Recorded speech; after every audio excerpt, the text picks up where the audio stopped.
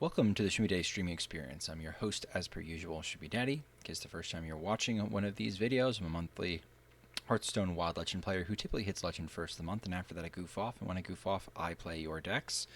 And what I want to do in this video is I want to address some common deck building errors, issues I've been seeing from both viewer decks and just the decks posted in general that I think drive me nuts in the wild scene. For example, I understand that Elise is one of the nuttiest cards in Standard, and in fact, there's a deck out there, I'm pretty sure, that is built around all just powerful, tempo-forward, neutral cards, and it does all right in Standard. And I'm not saying that this is a bad card.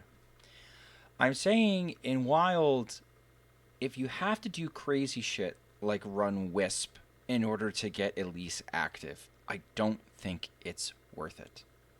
I think Elise is best served, and you're best served building around her when she just sort of fits in a deck, when she just sort of fits with the package.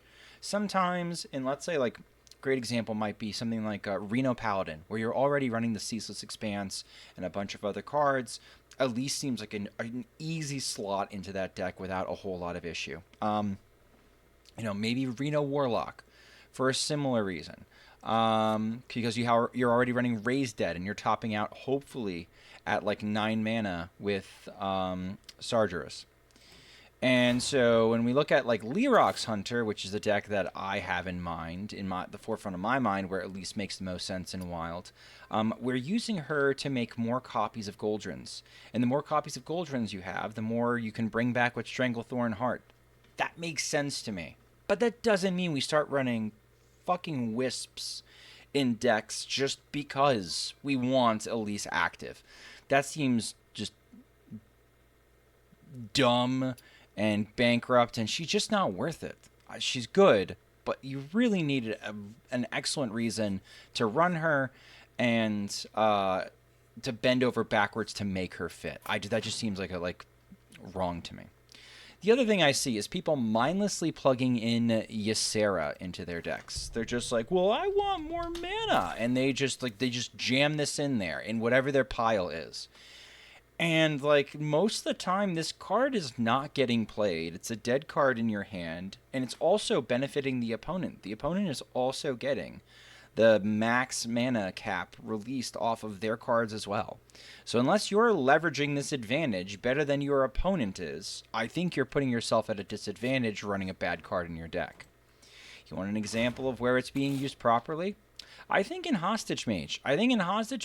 This becomes important because in metas where you have Weblord taxing your Battlecry cards, Ysera untaxes you, basically boosts you above it. And so it makes sense to me to run Ysera in that particular instance because she does release, she does give you some opportunity to overcome the tax if you stall for long enough. Right now, that's not a common matchup. This advice may be a little bit old.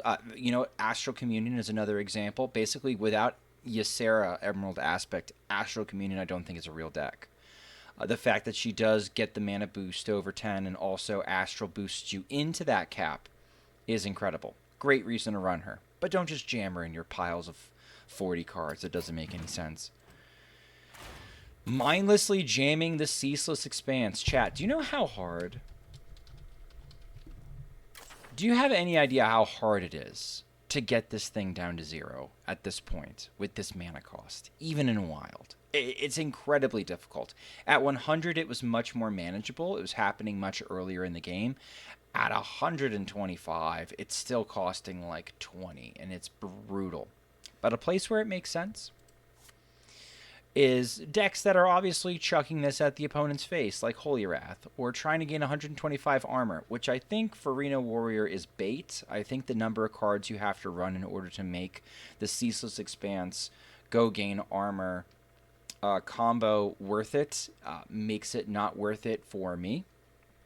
But in this deck, in Sinferno's Mill Druid, Pendant of Earth turns Ceaseless Expanse into a 3-mana Reno. Also, we're drawing enough cards in this deck that, yes, the Ceaseless Expanse does end up getting properly reduced down to 0. But, like, I see this holy trinity of cards all being jammed in Reno decks of, well, let's run Elise, let's run Ysera, and let's run Ceaseless Expanse.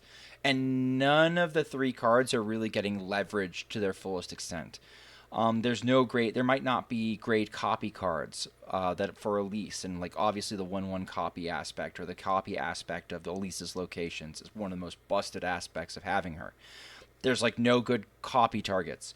Ysera is you're not leveraging the extra mana in any way, and you're just giving it to the opponent. Ceaseless Expanse, it's never coming down anyway. It's too expensive. I see this happen all the time, and I would like for you to stop. Please stop doing it. Please stop sending me decks with these 3 cards not being properly leveraged for their place in a deck list. Another fun one that is on the same lines, but I don't have an example of because I don't think it's a good card. Stop running Reska, chat. Stop running Reska. This is a bad card in Wild. Why am I so down on Reska? Okay, Reska costs 20 mana.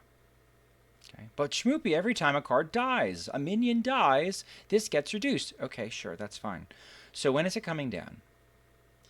In Standard, Reska used to be important because Reska was stealing Titans and Colossals and big fuckers.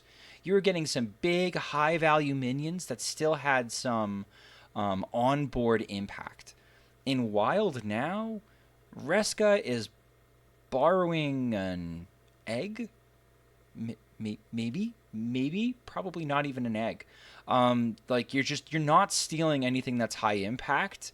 You're just basically getting eventually a playable 6/3 rusher that has that steely aspect to them. But this is so low impact in Wild, and the number of times I have a Reska sitting dead in my hand as a card that just does not have text because it's not playable, because it's not been reduced to 0. It blows my mind. Stop building around this card. I think this card sucks. I don't want to see it in any lists ever. Last but not least, please, for the love of God, stop playing discard Warlock cards that are cost more than 5. Okay? But Schmoopy, your list has Blood Treant in it. Yeah, Blood Treant costs 0. You eat the 5 damage and you just move on. Right? I'm not even saying that you want to necessarily run these, but let's say you do. Let's say you do run. These are at least 0. These do not count as cost 5. I have seen main deck Phanatoms. I have seen main deck Kil'jaedins. I've seen all sort of crazy shit from Disco Lock lists. The best combo you have in your deck is Expired Merchant, copying Soul Barrages.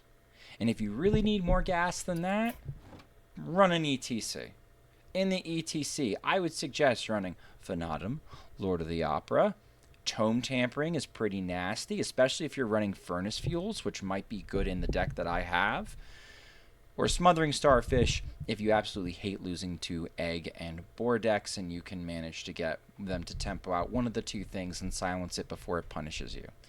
I don't know. I almost put in Glacial Shard in this slot anyway, and then I figured that if Warlock is going to be doing what Warlock does, you're probably fucked anyway, so might as well run Smothering Starfish so you can at least pretend to have some sort of an answer to Egg decks. Okay? So those are 5 things I would like my chat to stop doing when they send me decks. Let's recap. Stop building around Elise. If she fits in the deck, great. She's a fantastic card. She's a great card. She's one of the best cards in Standard. Don't be confused playing Elise in Standard that she's just as exceptional in Wild. She's a great card. But Standard's in a dark place right now as far as card quality goes, and I do not think that matching up her impact in Standard versus her impact in Wild is a 1-to-1 ratio. I think it's apples and oranges, and it might be even more different than that because those 2 things are both fruit. Stop mindlessly jamming Ysera in your decks. There's a good chance you're never using the mana. You're just playing the funny dragon to play the funny dragon, and if that's floating your board, fine, but it's a crappy deck building choice. Stop mindlessly jamming the Ceaseless Expanse in your deck. Chances are you will not reduce it to 0, and it's just clogging your hand. cut that shit out. Reska sucks. And stop playing cards that cost more than 5 in your discard Warlocks. And if you enjoy that content, please consider liking, commenting, and subscribing on my YouTube channel, and yell at me in the comments.